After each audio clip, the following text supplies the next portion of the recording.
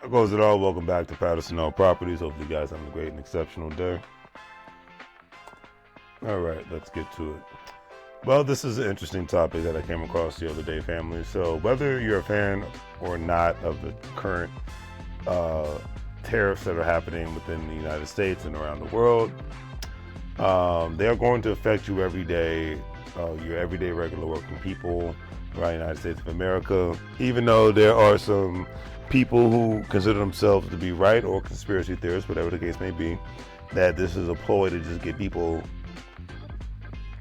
to go shopping again, because if people aren't buying stuff excessively in the U.S. economy, then the economy takes a hit. Obviously, when the tariffs first got mentioned, whether you're for or against them, I'm not here to debate political nonsense because I can't stand politicians. But I will say that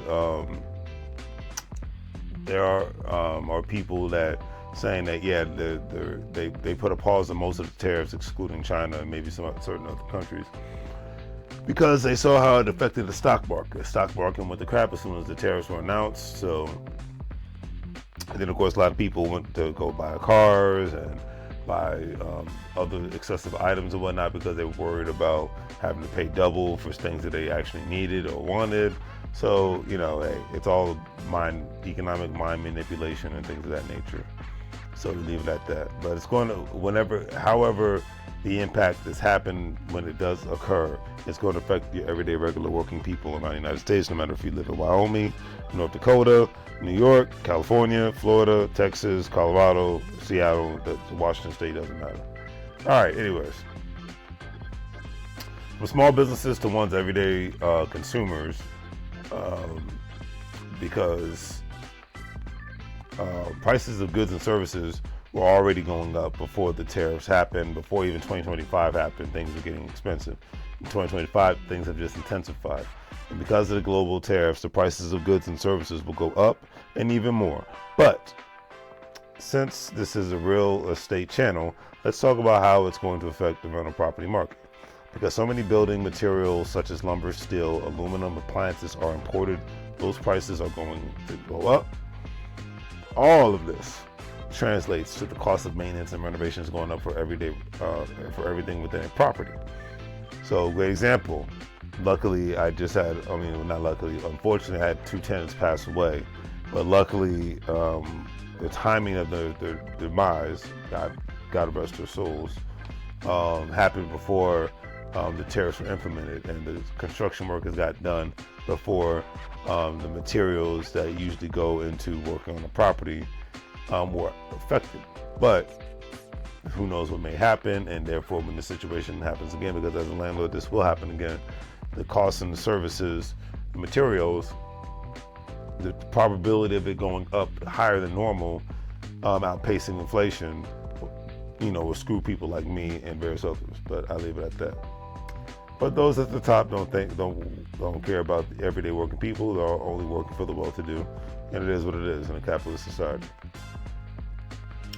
But I digress. No matter who's in the office, so that's how I look at it. All right. So, anyways, like I said, with that being said, all this translates to the cost of maintenance and renovations going up within a property. So for landlords like myself dealing with higher repair costs, more expensive tenant turnovers as they move out or get evicted or worse, pass away, like I said earlier, like I'm dealing with, and then dealing with delayed renovations, meaning some landlords may opt to postpone planned improvements if materials costs are too high. Also, this could affect rental rates and occupancies. One would want to get their renovations done as soon as possible, but if you cannot afford the cost, then holding off until one can afford it sounds like a reasonable option. Once again, these are announcements being made to make people want to, instead of hold off on the things that they're going to do, put money back into the economy by buying things, because that, when people are going shopping, the state and local government benefits, the local businesses benefit, and therefore the federal government benefits, and therefore the country benefits economically, because the money is currency, and currency is supposed to continuously move, circulate, percolate. All right. So, anyways, so at the end of the day, remember that, like I said, this affects rental rates and occupancies. So please remember that if one thinks about increasing rental rates, Please bear in mind the state of your local economy, and understand if your potential future renters can afford to pay the increases in rent. Because if they can't, then you raising rents on your property means nothing if nobody can afford to pay it. The upside is that landlords like myself, as far as today's situation, landlords like myself can increase the possibility of increasing our cash flow with raising rents. But in certain instances, extra cash flow will only offset the increase of the cost of utilities, insurance, and taxes, because those have or will be going up in your local area. The article stated that tariffs can also influence new home construction. If builders face higher costs due to tariffs on imported materials, they may slow down development projects or charge higher prices for newly built homes. This can tighten the housing supply, potentially driving up home prices and making it more difficult for investors to acquire new properties. Fewer available homes can also contribute to higher rental demand, benefiting landlords but creating affordability challenges for residents. Moral of the story is the cost of rents and homes aren't going to go down like most want it. Most of the circumstances this will occur if buyers are dealing with tired landlords, foreclosures, or homeowners that have lost their jobs. The article also went in on how one can mitigate the effects of their tariffs. Plan ahead for maintenance and renovations. Anticipate in future repairs. Locking in pricing on materials when costs are lower can help manage expenses. Consider local suppliers. Working with local vendors who source domestically produced materials can sometimes help offset tariff-related price increases.